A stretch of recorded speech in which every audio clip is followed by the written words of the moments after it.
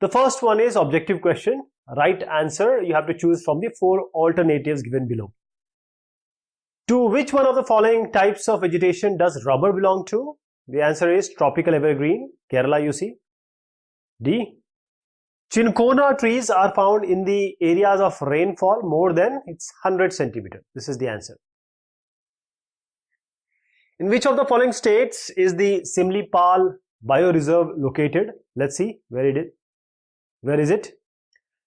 So this is Simlipal. It is in Odisha. So we'll tick this one, B. Which one of the following bioreserves of India is not included in the World Network of Bioreserve? The answer is this one. Let me show you the location. Manas. This is not included, so answer will be A. Answer the following question briefly. Define an ecosystem, Paristhitikki Tantra. So all plants and animals in an area, they are interdependent and they are interrelated to each other in their physical environment.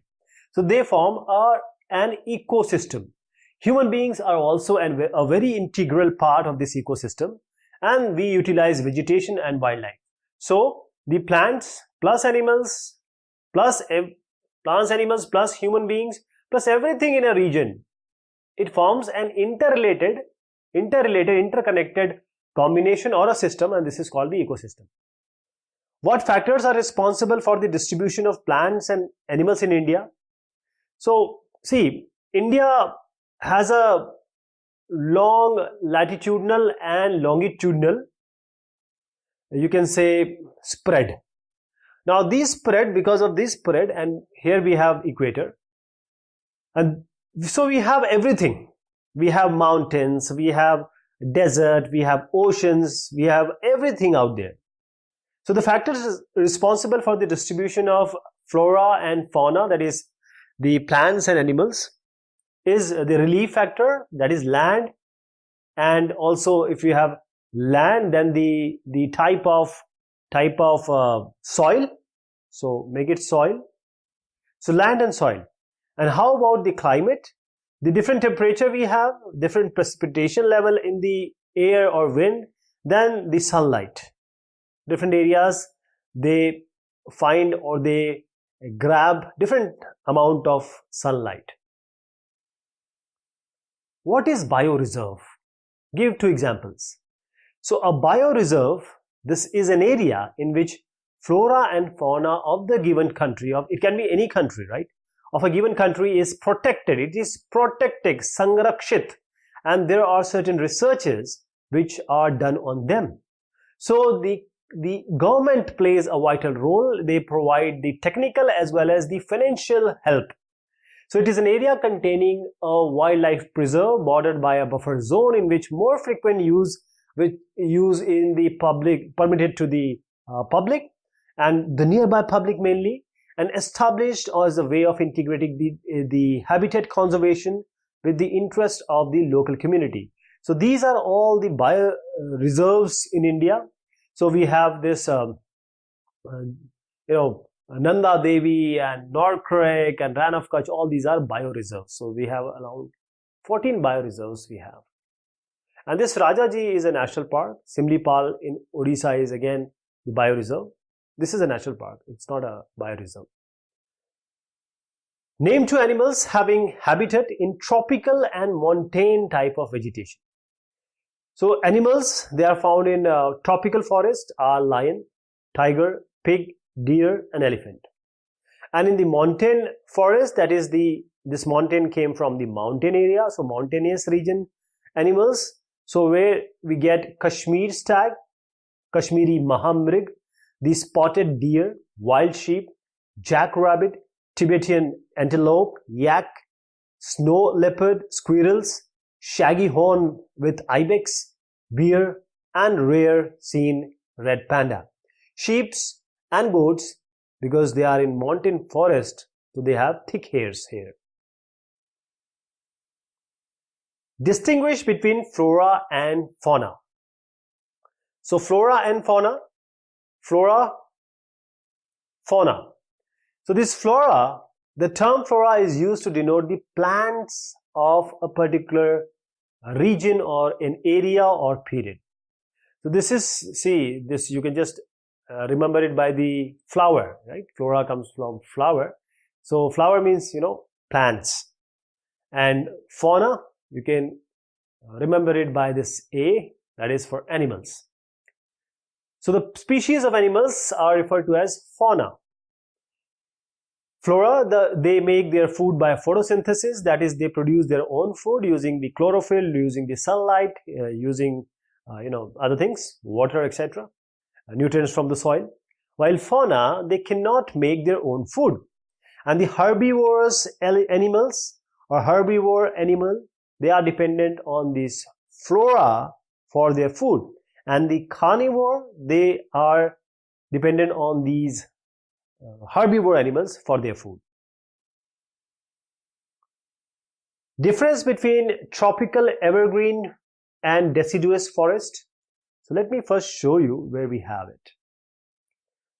So we have tropical evergreen and tropical deciduous. Tropical evergreen forests are where the rainfall we get almost above 400 centimeter. So these are the area where rainfall is quite a lot. These all dark green areas. And the trees are so, the density of trees are so much, every kind of the flora is present here. But when we talk about tropical deciduous forest, this is the region, and this is the region basically it is because of the rainfall in the monsoon region. So they shed their leaves at a particular time. So now let us come to the detail of this. Tropical evergreen forest. So they grow in area of heavy rainfall. As I said, quite a lot water has to be there. So 200 centimeter and above. Tropical deciduous forest, around 200 to 70 centimeter of rainfall. Then these forests are called as tropical deciduous forest. Then tropical evergreen forests, there is no definite time for trees to shed their leaf. They may shed, they may not, or some may shed, some may not, and the forest will always seem evergreen. The tropical deciduous forest, the trees shed their leaves for about 6 to 8 weeks in the dry summer. So when there is a time when it is hot, dry summer season, they shed their leaf. The tropical evergreen forest, the name can be ebony, mahogany, rosewood, rubber, and cinchona. These are the important trees of these forests. When we talk about tropical deciduous forests, teak, bamboo, sal, shisham, sandalwood, kharkusum, arjun, peepal, and neem. These are the important trees of these forests. Then common animals found in these forests, evergreen forests, are elephants, monkeys, lemur, deer, and one-horned rhinoceros. In tropical deciduous forest, we find lion, tiger, deer, and elephant. In tropical evergreen forest, there are plenty of birds, bats, sloth, scorpions, and shells. They are also found in these jungles. While tropical deciduous forest, there are huge varieties of birds, lizards, snakes, tortoises. These are found in these forests. In evergreen forest, these forests are found in the areas of Western Ghats, as I just mentioned you, and the island of Lakshadweep, Andaman and Nicobar, upper parts of Assam, and the Tamil Nadu coast. In tropical deciduous forests, these forests are found mostly in eastern part of India, northeastern states along with foothills, the Himalayas, Jharkhand, Odisha, Chhattisgarh, on the western slopes of Western Ghats, Madhya Pradesh, Bihar, and Uttar Pradesh.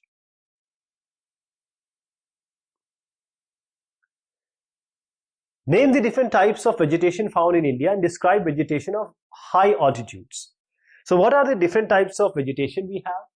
Tropical evergreen forest, tropical deciduous forest, tropical thorn forest and scrub, montane forest, and mangrove forest. Let me show you. So these all dark greens, these are tropical evergreen forest, that is 200 and plus rainfall. These areas, evergreen forest, tropical evergreen forest. Then these are basically dependent on the monsoon time. So these are tropical deciduous forest. Coming to the mountainous area, this is a montane forest. Then coming to this region where we have the delta, and there is different tides coming, and there are along with the sand there is soil also.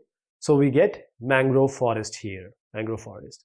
Then these are the places where we have very less than 50, 10, 40 centimeter, less than that, even 10 centimeter in these areas. So less than 60 centimeters and less, these areas, they have very less rain. So these are tropical thorn forests, or you can call it as tropical thorn forest and scrub.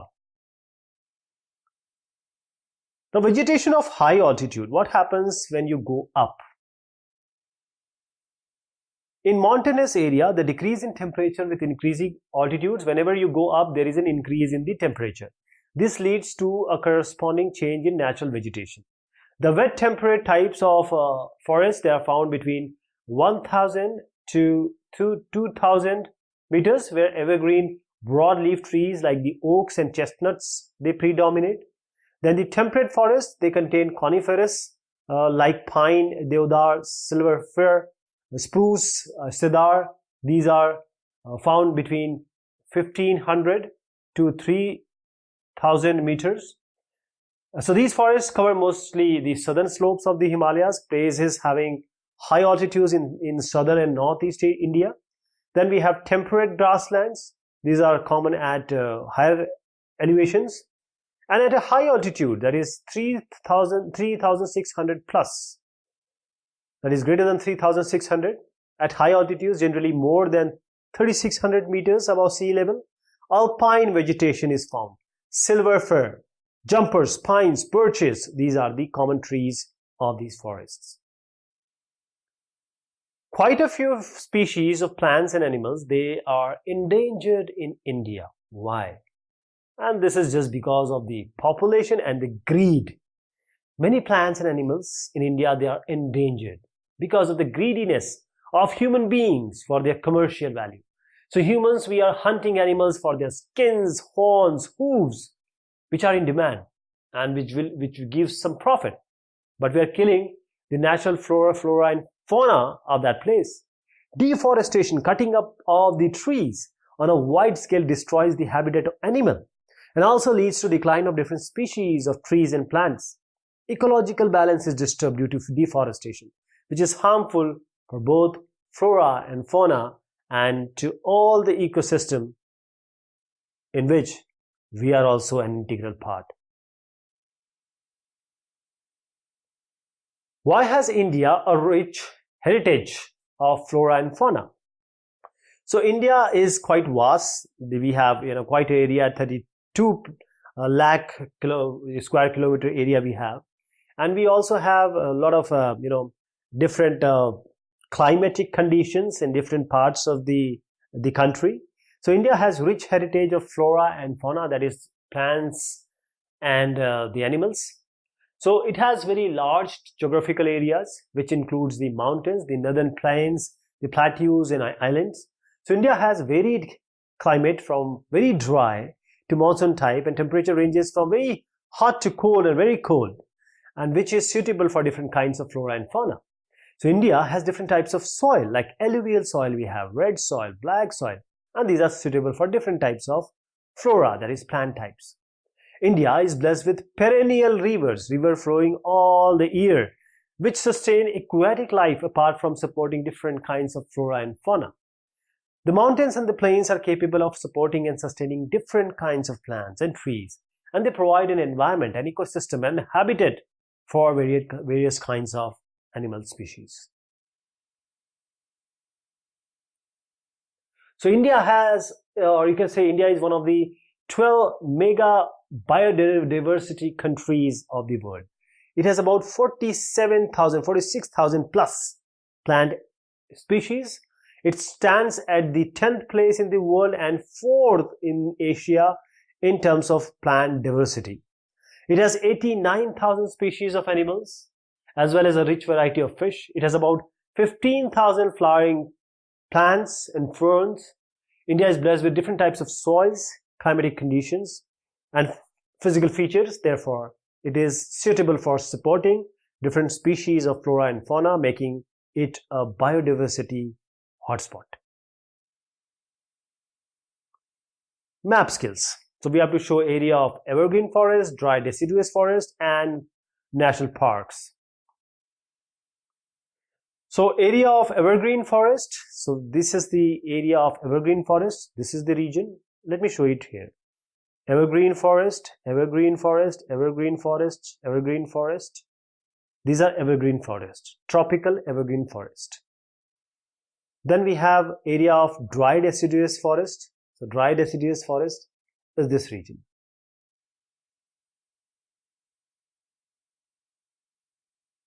Okay, so let me do it like this.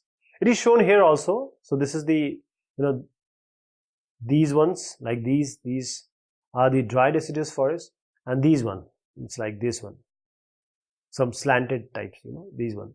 These are the evergreen forests like this. Okay. Now some national parks. We have 4 regions in India where we have decided.